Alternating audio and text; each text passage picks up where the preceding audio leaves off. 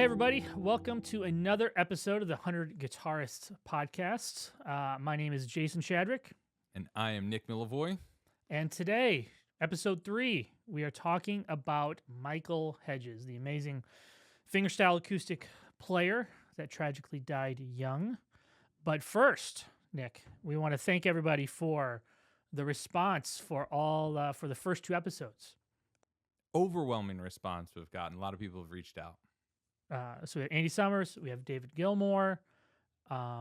Please keep hitting the text or the voicemail line at 319-423-9734. And you can also hit us up at 100guitarists at premierguitar.com. But we should say we really love voicemails. We love to hear people's voices because then we can play them on the podcast. So, we'll read your texts if we can, but leave us a message. Leave us a message 24/7. The hotline is always open. So today's episode is sponsored by StewMac. And StewMac is hooking you up, saving you a little bit of money. And for the next 10 days, you can get 10% off by clicking the link in the bio down below. Now, Nick, you and I have spent some time with some StewMac products as of late. We built some pedals. I even shipped a pedal to our gear editor, Charlie Softly, one of those tremolo pedals for him to try out. Oh, nice. Is it a kit? Is he going to build it? Yeah, the kit. Mm-hmm. Nice. The same one I did for the one that's actually sitting right over my shoulder. Oh, there it here. is. Yep. Yeah. I like those red knobs. Head on over to stewmac.com, get some tools, get some anything you need to fix up a guitar, build a pedal, fix up a pedal. Head on over to stewmac.com and check it out. And thank you, StewMac, for the support. All right, Jason. So, Michael Hedges. I think that, we talked about this a little bit. Our first 2 episodes, Andy Summers from The Police, David Gilmore from Pink Floyd. These are people, everybody knows who they are. Michael Hedges might be a little bit more of a guitarist for guitarists, right? Mm-hmm. Yeah.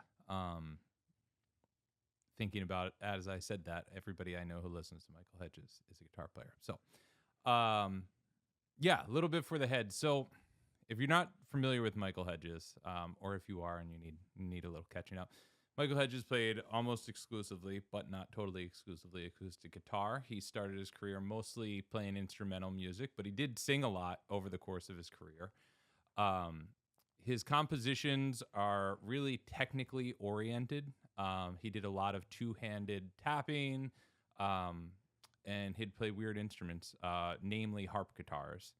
And, between that and between the harp guitar and the tapping, it's like he could play and sound like 3 different guitar players playing at the same time.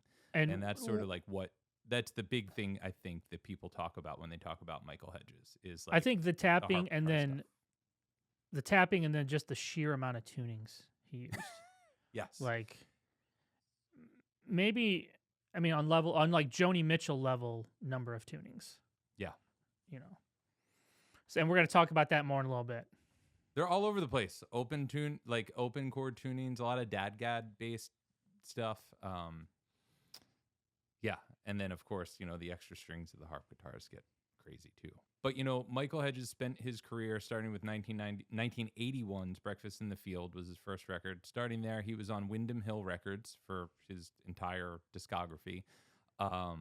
Windham Hill is like most known as a new age label, so that he ended up having a new age, being labeled as a new age musician, which we can also get into that a little bit. I think that label is very fitting for some of his music, and maybe it's not as fitting for other parts of his music, or at least like maybe at the time it was, but I don't know that now. I think now a lot of people make music that sounds like Michael Hedges, and it's not considered new age.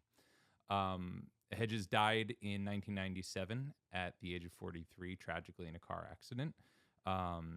When he'd perform, he had a very physical style of performing. He'd do all sorts of, you can watch videos, and he's, he dances a lot while he plays, which I feel like, you think about acoustic guitar guy, especially somebody playing mostly instrumental stuff. You think of somebody like sitting up on stage, and that is commonly the vibe, not Michael Hedges. he danced around on stage a lot. He did a lot of like, I don't know enough about yoga to really talk about this. I know he was really into yoga, but I think he did yoga moves, or at least yoga inspired moves while he was playing. But it's not just a show. That also was like a big part of the music, like because he would hit his guitar like his percussive accompaniment, and I think that that's all related to this like physical thing that he would do. And it just, we'll talk about some videos, and definitely like, if you're listening to this, check out videos of Hedges playing, because it's like, it's such a part of like the aesthetic. And I think before YouTube existed, when I only heard the records, I didn't really understand Michael Hedges until I saw videos of him playing. Like, oh, this guy's like not just this serious guy. He's funny too. Have you seen the video of him at Red Rocks? Yeah. Yeah. It's amazing. It's like, can you imagine like solo acoustic guitar player playing Red Rocks? Yeah. And doing his music, like I said, was so physical, and it was so like aggressive. Like that's where I struggle with like the new age. Exactly. The new age label, because he has some songs and some compositions that are like incredibly beautiful and kind of fit right in there. But, and I know they have, they got to put him in some bin in the Sam Goody, they got to put him somewhere. Or they got to put him somewhere for Grammy nominations, but of which he had a couple. And as did Pat Metheny, also New Age winner. But I just feel like if to introduce somebody to that type of music, like I feel like you need to put the New Age thing aside. Yeah.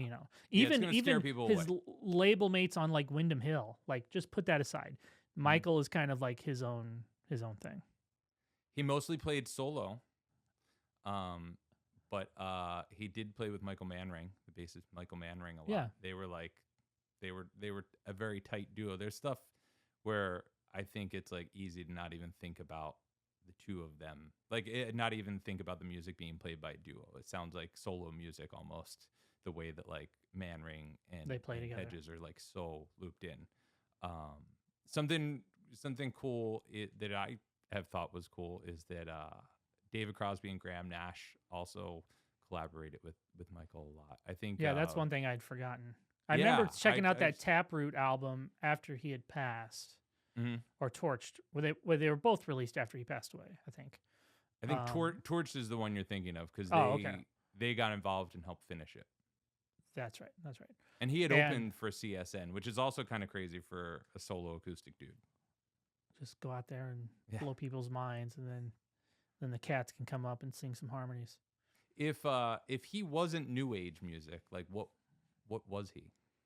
I mean, like if he were to come out today, which is kind of weird because he was really, to me, him and Pierre Bensoussan were kind of the first to really usher in like what we kind of know as modern acoustic, like with Andy McKees and Mike Dawes and Yasmin Williams and all these new generations of acoustic guitar players. I mean, I think he would just be called acoustic music. I don't even know if they would have to like put some kind of like subgenre label on it. But, back when he was putting out records, you kind of had to have, you got to call it something. You had to put it, you had to put the CD somewhere in the bin, like I said, or the record. Or the record, right. So, yeah, I think the thing about his sound, when I think about it in the time, I mean, 1981 is pretty early for the way he sounded. That like, when I think of other acoustic music at that time, I'm thinking about like Leo Kottke or John Fahey, and those are players who are playing in this like sort of Americana-y kind of vibe. Whereas like somebody like Joni Mitchell is not an acoustic, like a solo acoustic person. Joni Mitchell is like, primarily, singer-songwriter. A singer-songwriter, right? Yeah. But it's like she is more in line with like what Michael was doing acoustically than like those other guys maybe. Even though like, they were, he was in that world, but of the other acoustic players. But it's like Joni's sort of tuning, like the tuning thing, and just bigger than the tuning thing and related to the tuning thing is just like the harmony. Like he's not playing Americana music. No, he's not. And he's not even dealing with like, I mean, he's using the 12 notes that we all are, but as we'll see when we go through maybe some of these, when we play the Michael Hedges tuning game, Yeah. that sometimes you're like, how you just wonder, like, some of these tunings had to be driven purely by sound. Yeah. Purely by like, oh well, that Pure sounds inspiration. funny, or I can play an interesting chord with some open strings simply because of that tuning. Yeah. Or it lends itself to maybe an interesting tapping part because you might have octaves within the tuning. So that's the thing that I was thinking about is like, there's like, even though he's just one person playing this stuff, I think of Michael Hedges, like listening to it now, I had never thought about it until we were preparing for this episode, that like he's kind of also in the same world as like minimalist composers, like, like Philip Glass or Steve Reich or something, where like his harmony is like that kind of harmony. And the tuning thing is like how to be multiple guitars. Like minimalism is often layers of parts on top of each other. So it's like the tunings are a way to accomplish that or something. And that's I never thought about that before. And you mentioned Pat Metheny. Pat Metheny recorded Steve Reich's Electric Counterpoint, and I feel like I could hear that in some of the Hedges tunes, like that kind of thing with the tapping and this subtlety and the dynamics. So let's get some calls. Yeah, perfect. All right, so the first call we got is we got a lot of calls for this one. I was pretty blown away at how many people reached out about Michael Hedges. The first one, we got. You could say we probably got more calls for this than any episode we've done so far. Put together. That's right. That's right. Yeah. So we're on to something. Keep it up, guys. Yes. Guitarist, singer, songwriter Buck Curring hit us up. He's solo artist. He's also in the duo Arborea, and he also is a writer. He's written for Acoustic Guitar magazine. He wrote a piece about Michael Hedges' Duborg acoustic guitar for Acoustic Guitar magazine. And here's what Buck had to say. The first time I found out about Michael Hedges was from the cover story of Guitar Player magazine, when Michael had released his album Taproot in 1990. The opening track, The Naked Stock, completely blew me away. The haunting melody, the timbre and dynamics, and the space between his notes, everything was just so perfect. That album quickly led to listening to his other albums, Aerial Boundaries, Breakfast in the Field, and Live on the Double Planet. In particular, the tracks Spare Change, Ben Suzanne, and Ragamuffin from Aerial Boundaries inspired my own playing early on. If you listen closely to my instrumental Song for Liam, you can hear his influence, especially in the way I play the melodic notes of the primary melody and the use of legato. I think another important thing about Michael's music is that it creates incredibly vivid and beautiful soundscapes. His album Breakfast in the Field was always a favorite soundtrack for drives with my family through the forests of Maine and over to the coast. I'll never forget one particular drive in autumn. The leaves were falling off the trees and swirling in the air, and we were listening to his instrumental, The Happy Couple. The notes seemed to dance perfectly with the movement of the leaves, and time seemed to just stand still. As it pertains to composing music for the acoustic guitar, Michael Hedges is definitely among the most significant. I mean, that sort of paints us a picture right there of like what Michael Hedges' music kind of sounds like, right? Totally, yeah. Thanks, Buck. Thank you, Buck. Now to contrast musically, to talk about, to sort of set us up to talk about Michael's influence, here's a very different guitar player. Kevin Hufnagel is the guitar player in the bands Gorguts, Veldoon, and Dysrhythmia. And if you know those bands... Now, to be clear, those are three separate bands, because that would be a good band name, just all three of them together. But those are three separate bands. The least spellable band name ever. Yeah, so it's like Kevin also does some acoustic music and some solo guitar music, and I've always sensed that there was some Michael Hedges in there, so I was happy that he called in. Here's what Kevin had to say. I consider Michael to be one of the most important guitarists ever, certainly one of the most influential on me as a player. Everything from his use of alternative tunings and harmonics to his control over dynamics and timbre was all huge for me as a player. I had never thought about radically retuning my guitar any differently until after I heard his music. That was hugely inspiring. It became an enormous part of how I actually composed music. After seeing the possibilities, that he displayed.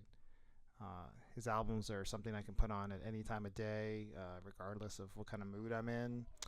They all have this healing quality and comfort to them that I think reflected his soul. One of my biggest regrets is never seeing him live. I vividly remember the day I heard of his passing, and was crushed. And immediately a song came out, that I eventually dedicated to him, and came out of me, something I wrote. And his work touched me deeply, and still does. So something Kevin said there, thank you, Kevin, by the way. Something Kevin said leads us nicely into just talking about why Michael Hedges matters, why his influence matters on guitar players, which is, Kevin mentioned that Michael Hedges' music is like how he got into alternate tunings. And that was the same for me. I started listening to Michael Hedges as a teenager, and when I heard that, I was into acoustic guitar playing, and when I heard his stuff, I just it didn't make any sense to me, like how you could do this on the same instrument that I was holding. And I just got into researching what his tunings were and exploring tunings, and I don't know, nothing. I had heard some alternate tunings before that, but nothing struck me in the same way where I had to go figure it out, Yeah, I think I was kind of the same way. The first time I heard of Michael Hedges was when I went in my guitar lesson, and he told me that Michael Hedges had died. And again, I thought it was like a relative or something, like real sorry. And it's like, no. And then he played Aerial Boundaries for me, like in the lesson. And I'm like, oh, wow. I didn't even know. And again, I'm, 14 years old, wanting to play Green Day songs. And Mark, my teacher, was like, no, you got to check this out. And he played Aerial Boundaries for me. I was like, wow, that's really cool. And then he kind of showed me a little bit of what the type of things I was hearing. It's an alter tuning. He's doing some of this tapping stuff, that kind of thing. But that, Michael Hedges kind of player, was inspiring to me, but I was never like, holy cow, let me start twisting the tuning pegs on my guitar. That just seemed like such a different world for me, that other than drop D and maybe dadgad, I didn't really mess with tunings so much because I don't know, maybe like you, I'm working so hard just in standard tuning.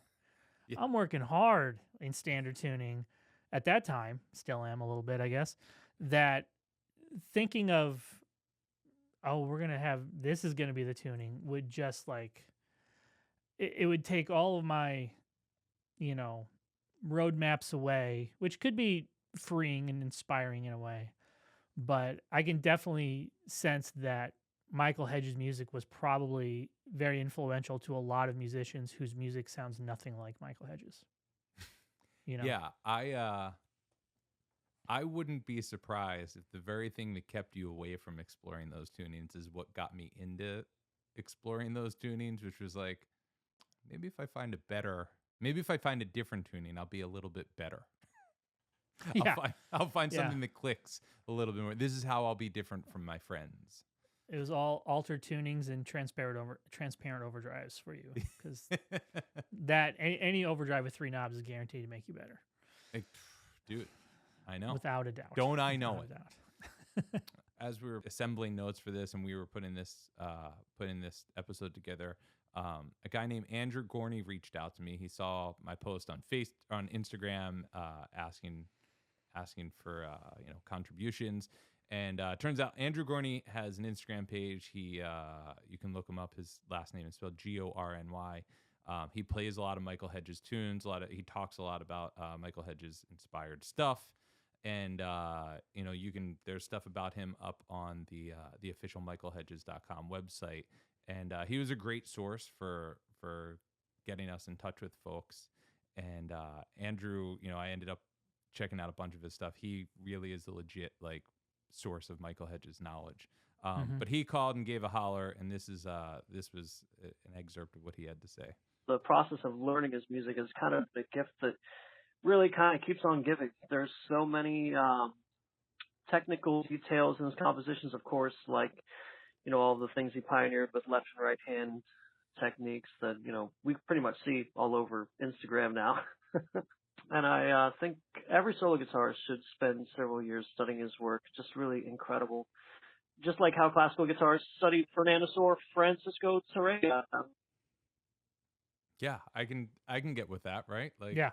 Mhm. learn. I mean, he created, you know, he invented and created this vocabulary that, like he said, anytime you scroll through Instagram and see a modern acoustic guitar player, you know, a lot of what they're building their sound on was started by Michael Hedges and Pierre Bensoussan. Yeah. All right, so we got another call. This is from a guy named Jake White. Jake White is Michael Hedges' official biographer. He's working on a book. He's been working on it since 2019, and he says it's almost finished. Apparently, he's done like hundreds of interviews for this. He's interviewed the Hedges family, all of Michael's collaborators and friends, and the family is supportive. And his book is titled Dream Out Loud. You can find out more about it at dreamoutloudbook.com. And he let us know also, it's not in this message we're going to play, but he let us know that the Hedges family are playing a documentary, or planning a documentary. Mhm. And there's some info about that at michaelhedges.com. And we'll give some information for how to find out more at the end. But here's what Jake had to say. Michael Hedges was an incredible musician and composer who essentially created several new ways to play the guitar. And he was also instrumental in reviving the harp guitar, this sort of bygone instrument that had essentially disappeared after the 1930s until Hedges started performing with it in the early 1980s. He also made important contributions in songwriting and extensive guitar tunings, live guitar sound and performance, and unique cover tunes, and just certainly had a distinctive approach to composition. Virtually everyone you see on YouTube who are using alternate guitar tunings or slapping and tapping and percussion on the guitar, they've been influenced directly or indirectly by Michael Hedges. All right. Yeah. We agree with that. Mm-hmm. So thank you, Jake. Thanks for calling. And I'm stoked to check out that book. I think Yeah, there's and the probably a lot of good documentary. stuff in there. Yeah. So, do you have any favorite Michael Hedges songs? Yes, and we put all my favorites on the official 100 Guitarist Michael Hedges playlist, Mm-hmm. which again is linked below. But I would say most of them, the album I keep coming back to is Live on the Double Planet. That's my favorite one. The Double Planet live record. And that to me is the most like complete view of what he does. Yeah. You know, Life on the Double Planet. It has, you know, his hits, so to speak, Breakfast in the Field, you know, Ricky Shuffle, and his covers like All Along the Watchtower and Come Together. Has Your Funky Avocado in there. That to me, most of the stuff on there is really good.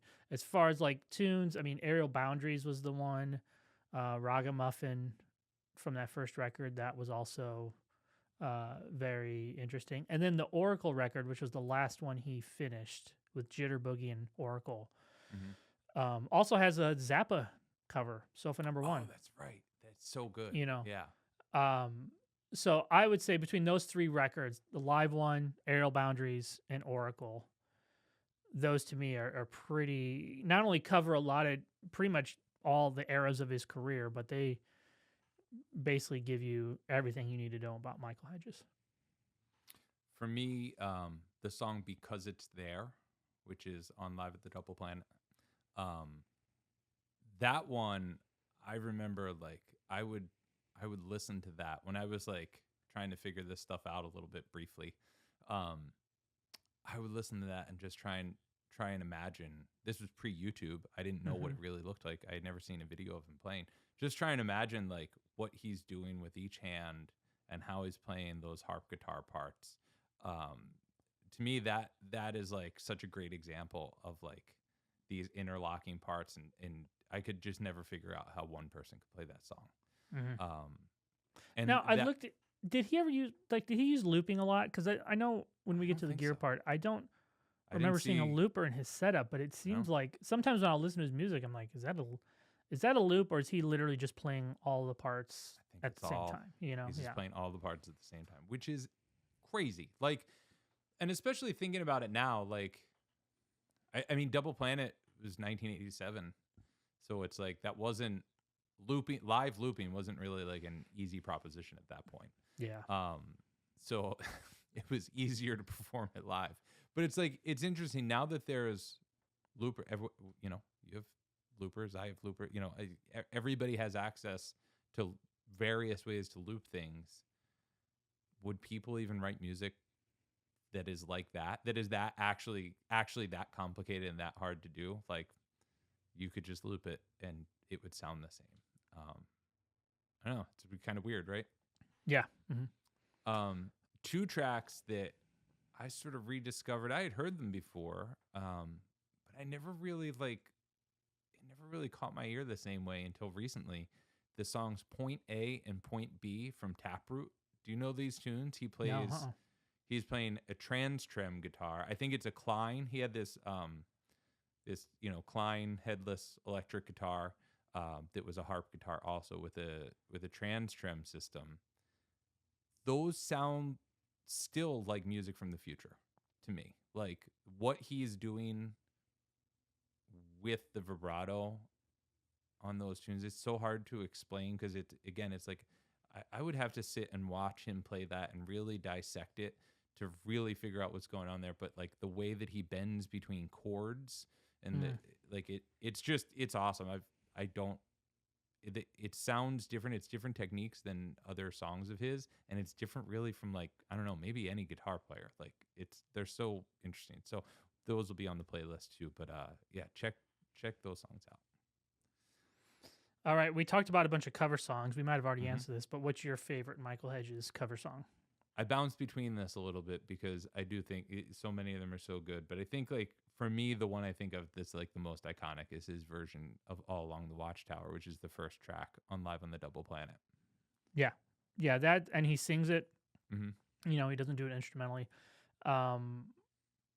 It's funny that in my life that song has been a gateway into several people's discography, most notably Michael Hedges and Dave Matthews. Yeah, very different versions. Very different versions, but I didn't. By the time I got around to Michael Hedges, I knew it was a cover, but did not think it was. I thought it was a Dave Matthews original when I first heard it. Awesome.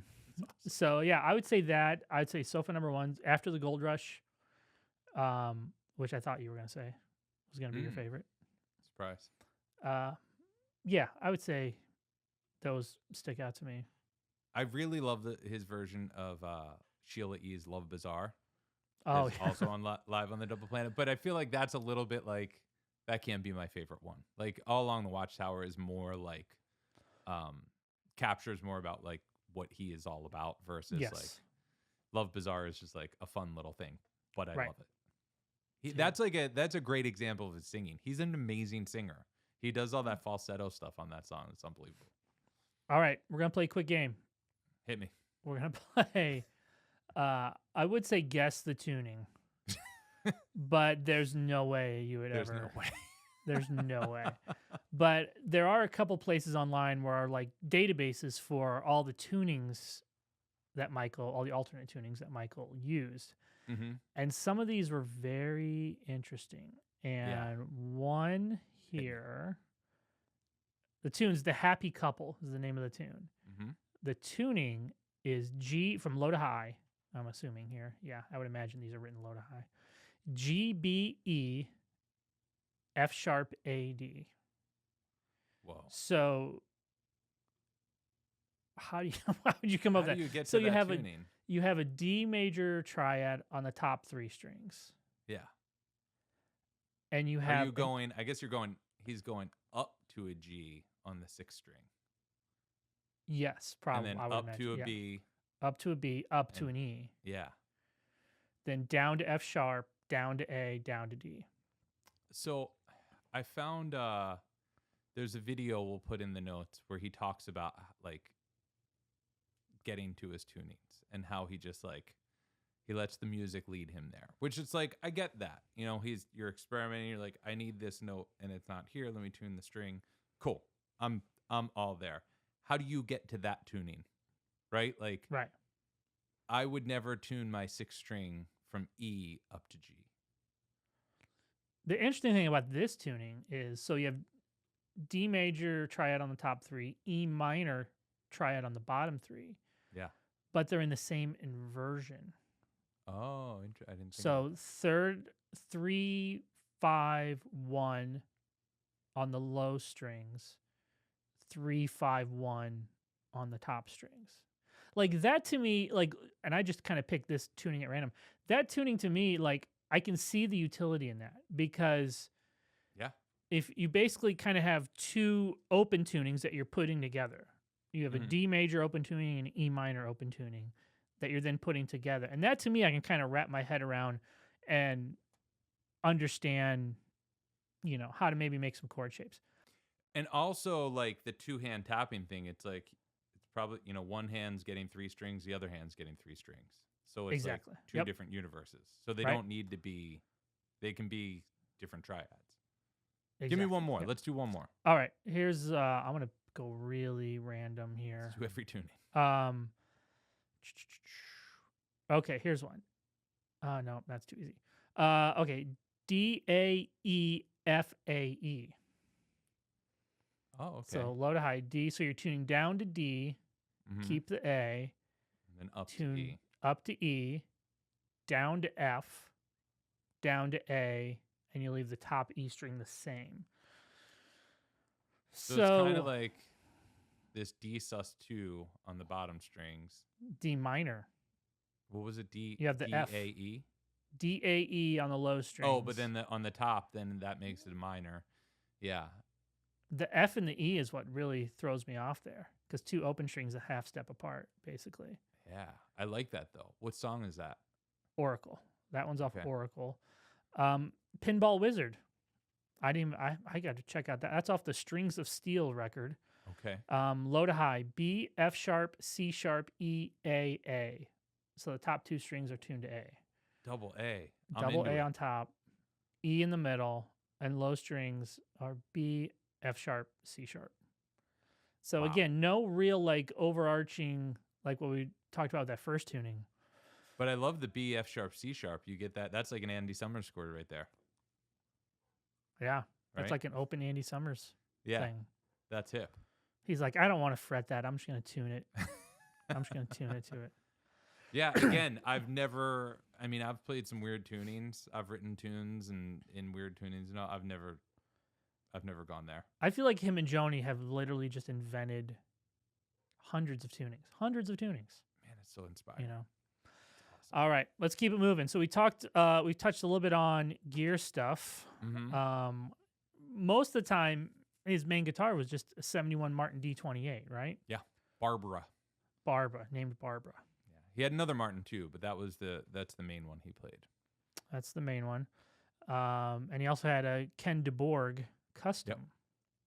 And that steel one string. he used on the first record, and there's a video we can put that in the notes too, where he talks about it was stolen after the first record, and it didn't come back to him, but it did come back to him years later. It was in pieces. He had to get it restored, but that like he clearly was very fond of that guitar. We have a Peter Frampton situation, is what you're saying. Yeah. He had a couple different harp guitars. I think they're you can see pictures of a couple of them, but I think the main one he used was a 1920s Dyer that he would schlep around this old guitar, this giant old guitar. Hold on, this is kind of crossing my mind here as somebody who's done some rig rundowns and has some interaction with guitar techs. Bro has a ton of tunings.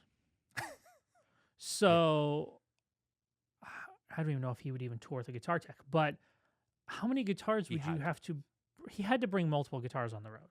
Oh, he had to bring. Yeah. I mean, I'm not saying you bring 10, because I remember 5, I did the Lindsey Buckingham rig rundown. I bet he had 15 of those Turners. Whoa. For a solo. I mean, like a whole boat of those Turner identical ones. guitars. Or near Visually, identical? Yeah. visually. I mean, I'm sure some of them were in some. I mean, everything had a backup, so that's probably why. But you got to think. I mean, is he literally just tuning? And which wouldn't surprise me at all if he's like, no, I have the 71 Martin and I have the backup, and I'm just in between songs. I'm just tuning it up and moving along. Like that wouldn't surprise me at all. But I feel like in modern days, people are like, let me bring 3-4 acoustics and at least have them living in, because some of these tunings are higher tension, like you're tuning strings up, and some of them will go down, like you said, like down to B. So I would think you might need a different string setup. Yeah. At least I would. Some of those tunings totally need different strings. Yeah. And so the website nomadland.com, that's what we use for our gear research. They have everything listed there. And there are other guitars, like there is another Martin, there's a Takamine that he used. Like there are a handful of guitars, but even with that, it's like you're saying, the practical limitations of like what he's traveling with and like how it all makes sense to like fit all these tunings in. Yeah, that's something that like watching videos on YouTube can capture, but like really it's like you'd have to see him and know what was going on to really understand the behind the scenes of that. Mm-hmm. So there was also that Klein harp guitar that I mentioned. But something that I am fascinated by is like his sound on the acoustic is like, and this is like going back to the 80s and 90s, like his live acoustic sound was so much better than like, it's just phenomenal. It's like so much better than so many players you see today. Like, I don't know. I feel like he had more limited resources than we have now, and yet did so much with like the way an acoustic guitar sounds live.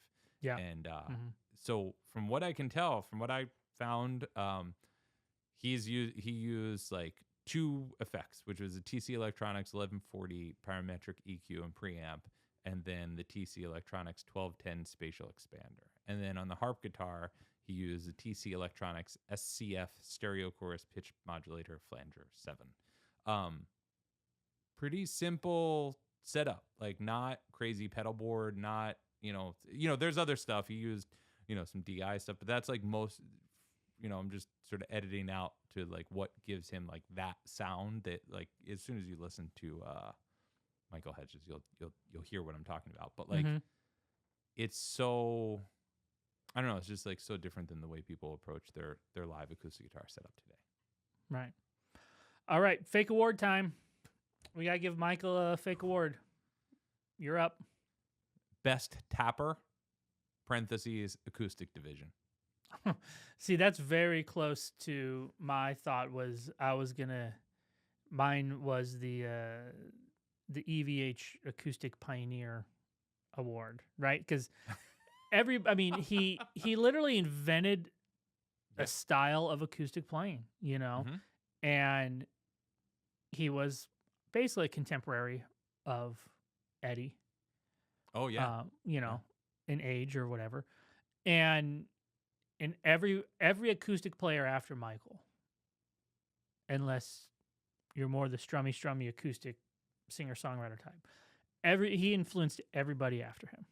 There's just basically, even though Pierre was a hero of Michael's, there's basically before Michael and after Michael is where and even just now we're really starting to see the next 2 generations or so after Michael come through and pay homage to him, either just in style or just creating an entire career off his influence, which is great. Yeah. All right, so we got Randy from Pittsburgh. Here's what Randy had to say. He was a dear friend of mine. I know every time he would come to Pittsburgh, we would get together and get a chance to catch up, and it was always an evening I was always looking forward to. You never knew what Michael was going to bring to the table or what he was going to be into. Very interesting individual, musically, how many people have taken what he was doing at that time and incorporated anything about Khaki King or even someone like Tommy Emmanuel. I would say Michael was first and foremost really a composer, very rhythm oriented. Like I said, just a lot of good stories. I miss my friend. He was quite a character. Anyway, enjoying the podcast. Hope everything's well on your side. All right. Thank you, Randy. Glad you're Thanks, digging Randy. the podcast. So our last call here is from Brett Boyer. He's an old friend. We used to do a bunch of guitar workshops across the country in my pre-Premier Guitar days. He's based out of Austin, Texas. He's an incredible songwriter and fingerstyle player. And he got to see, as he'll describe, he got to see Michael Hedges a couple times when he was living in Kansas. 80s. I saw him play twice in concert in the late 80s and the early 90s, both at Liberty Hall in Lawrence, Kansas. At the time, I had Aerial Boundaries and Breakfast in the Fields. I had those two records, and I loved them. I thought they were great. So I was expecting that. And when I got there, it was just so much more energy in that than those records. Those records were great, and I still love those records, but his live performance was just so much more. And I think that was one of the things about Michael that was prevalent throughout his career. Is he always seemed to be giving you more than you expected. Whatever you expected, he surpassed that with his concerts, and it was just so amazing. And besides his repertoire, which included, the first time he was doing Come Together, and I heard an AC/DC song, and later Fine Young Cannibals tunes, as well as all of his original music. So his repertoire was just full of energy. And as cool as that was, his sound was just so huge and present, and it just filled that hall. And at the time, I didn't know anybody else that was using multiple pickups on their acoustic guitar. And he had this amazing big sound that was really present, and it all added up to something that was just so different and so powerful. And I think that that kind of is a part of who he was. He wasn't like Clark Kent in Superman. He was always Superman. I think he just walked around being a different kind of person, and his music and the way he played the guitar represented that. But I think he was kind of always that. I was lucky enough to know a couple people that grew up with him, and they kind of reinforced that he was always a different type of person, and led to one of the most amazing guitar players. And he brought so much music to all of us that we get to just keep listening to, and brought so much music to the world that anyway, if you didn't get a chance to see him live, I hope you'll check out his recordings. And I think he started something that you can see the ripples of in almost all acoustic guitar players today. All right, and we got one more message, and that was from Misha Hedges, who is Michael's son.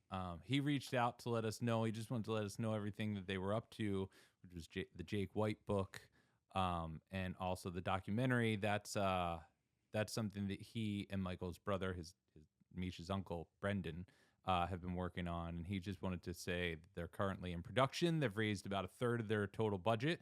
And he says, we're currently raising funding to complete production and edit the film. We expect to finish the film in 2025 if the fundraising goes well. More info, our fundraising trailer, and a full video update about the film can be found at michaelhedges.com/2024-year-end. And we'll put that link in the notes too. Yeah. And I'll just add that the michaelhedges.com site that they manage is like a totally huge resource on Michael Hedges stuff. So head over there, check that out, send them some cash if you can. There we go.